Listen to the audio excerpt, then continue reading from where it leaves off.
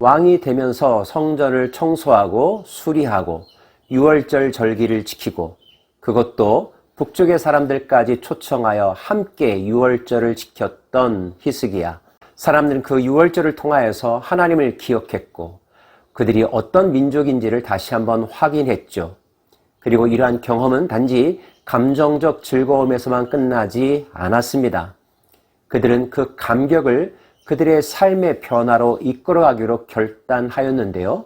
그 결단의 첫 행동은 그들의 삶의 자리 구석구석을 차지하고 있는 이방 신의 문화와 신상들을 제거하는 일이었습니다. 이 모든 일이 끝남에 거기에 있는 이스라엘 무리가 나가서 유다 여러 성읍에 이르러 주상들을 깨뜨리며 아세라 목상들을 찍으며 유다와 베냐민과 에브라임과 므낫세 온 땅에서 산당들과 제단들을 제거하여 없애고 이스라엘 모든 자손이 각각 자기들의 본성 기업으로 돌아갔더라. 산당들을 없앴습니다. 바알과 아세라 목상들을 제거했습니다. 철저하게 예루살렘 성전 중심의 신앙을 회복했던 것입니다. 더불어 히스기야는 다윗의 규례에 따라서 제사장들과 레위인들의 역할, 그들의 행정 조직, 그들의 사역 업무를 재정비합니다. 조직을 재정비하는 일, 그들의 역할들에 대해서 재확인하고 업무를 분담하는 일, 정상화 작업의 가장 기본이라고 말할 수 있을 것입니다. 또 왕의 재산 중에서 얼마를 정하여 여호와의 율법에 기록된 대로 번제, 곧 아침과 저녁의 번제와 안식일과 초하루와 절기의 번제에 쓰게 하고, 왕의 재산도 털어서 제사를 온전하게 드리는 일에 집중하고 솔선수범하여 헌신했다는 뜻입니다. 자기 스스로 먼저 헌신한 왕은 백성들에게도 요청할 자격이 있겠죠? 또 예루살렘에 사는 백성을 명령하여 제사장들과 레위 사람들의 몫의 음식을 주어 그들에게 여호와의 율법을 힘쓰게 하라 하니라. 흔히 역대기를 제사장적 관점에서 기록된 역사책이라고 합니다. 역대기에는 레위인들과 제사장들의 등장 횟수가 참 많은데요. 그들이 하는 일은 성전을 섬기는 일, 제사를 주관하는 일, 많은 백성들에게 율법을 가르치고 재판하는 일 등이겠죠. 그들의 생활 수준은 어떠했을까요? 우리가 잘 알듯이 레위 지파는 별도로 땅을 기업으로 분배받지 않았습니다. 그들에게는 성읍만이 주어졌었고요.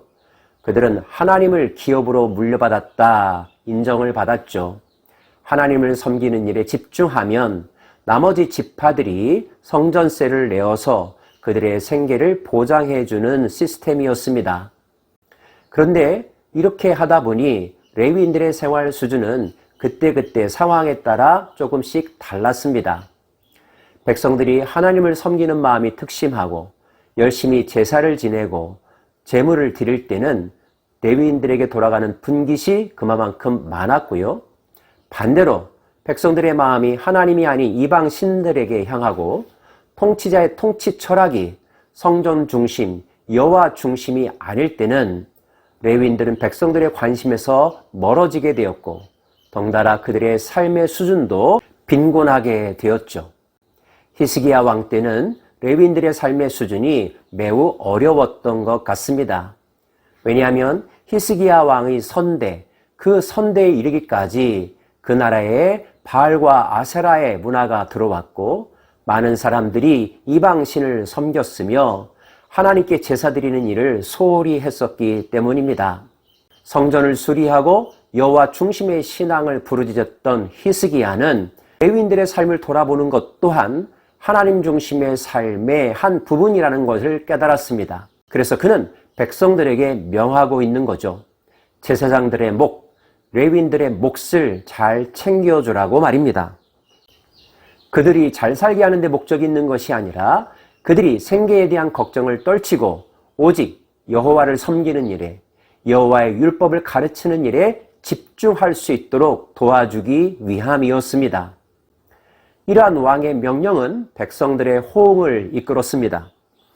왕의 명령이 내리자 곧 이스라엘 자손이 곡식과 포도주와 기름과 꿀과 밭의 모든 소산의 첫 열매들을 풍성히 드렸고 또 모든 것의 11조를 많이 가져왔으며 유다 여러 성읍에 사는 이스라엘과 유다 자손들도 소와 양의 11조를 가져왔고 또 그들의 하나님 여호와께 구별하여 드릴 성물의 11조를 가져왔으며 그것을 쌓아 여러 더미를 이루었는데 셋째 달에 그 더미들을 쌓기 시작하여 일곱째 달에 마친지라. 특별히 왕이 11조에 대하여 하나님께 섬기는 제물에 대하여 강조하자 많은 사람들이 잠시 잊어버렸던 소홀히 했던 제물에 대한 정성을 쏟기 시작했습니다. 특별히 약 5개월 동안 그들은 열심히 헌금하였는데요.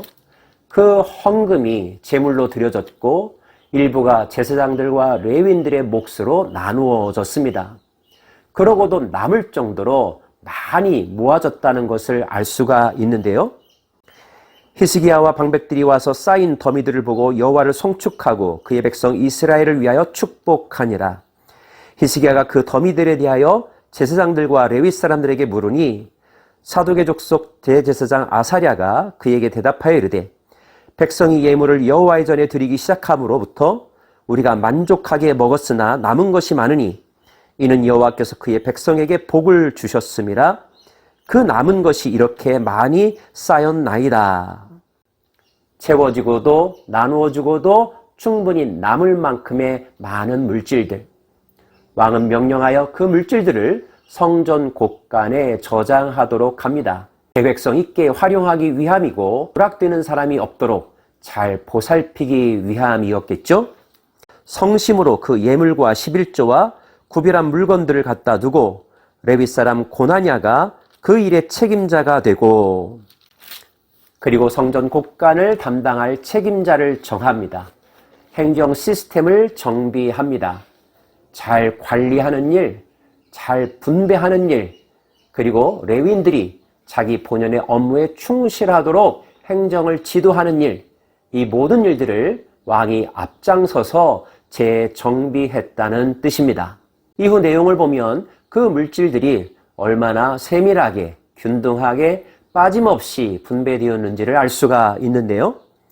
3세 이상으로 족보에 기록된 남자 외에 날마다 여호와의 전에 들어가서 그 반열대로 직무에 수종드는 자들에게 다 나눠주며 또 그들의 족속대로 족보에 기록된 제사장들에게 나눠주며 24 이상에서 그 반열대로 직무를 맡은 레위 사람들에게 나눠주며 또 그 족보에 기록된 온 회중의 어린아이들, 아내들, 자녀들에게 나눠주었으니 이 회중은 성결하고 충실히 그 직분을 다하는 자며 각 성읍에서 등록된 사람이 있어 성읍 가까운 들에 사는 아론 자손 제사장들에게도 나눠주되 제사장들의 모든 남자와 족보에 기록된 레위 사람들에게 나누어 주었더라. 아마도 이런 히스기야의 정책으로 말미암아 당대에 먹지 못했던 너무나 가난하여 본연의 일을 할 수 없었던 많은 레위인들이 큰 도움을 얻었을 것입니다.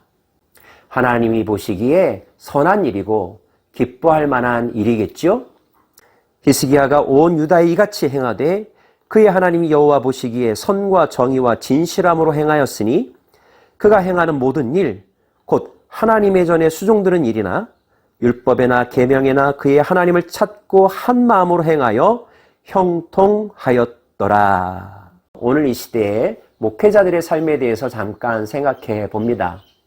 대형교회도 있지만 대다수는 미자립의 연약한 교회들이 많죠. 어떤 목회자들 때문에 목회자들의 사치가 문제가 되기도 하지만 절대 다수의 목회자들은 최저 생계에도 미치지 못하는 생활비로 살아가곤 한답니다. 그래서 겸직을 하기도 하고요. 배우자인 사모도 일해야만 하는 경우들이 참 많습니다. 목회자니까 일반적인 일, 세속적인 일은 하면 안 된다. 사모는 직업을 가져서는 안 된다. 이렇게 말할 수는 없는 시대입니다. 그러나 하나님의 공의의 차원에서 하나님의 사람들이 하나님의 일 섬기는 일에 좀 더 집중할 수 있도록 서포트한다는 차원에서 우리가 돌아봐야 될 부분들은 분명히 있는 것 같습니다. 목회자들의 삶 가운데도 부익부, 빈익빈 현상들이 있다는 말을 합니다. 교단은 관심을 쏟아야 할 것입니다. 성도들도 마음을 쏟아야 할 것입니다. 하나님을 사랑한다면 하나님의 일을 하는 사람들에 대한 마음도 달라져야 하지 않을까요? 물론 목회자가 성실하고 청렴하고 검소하고 올바르게 경제 생활을 해야 되는 것, 그것은 당연한 일이지만 말입니다. 우리 주변의 가난한 교회와 그 교회의 목회자들을 한 번쯤 생각해보는 계기가 되었으면 좋겠습니다.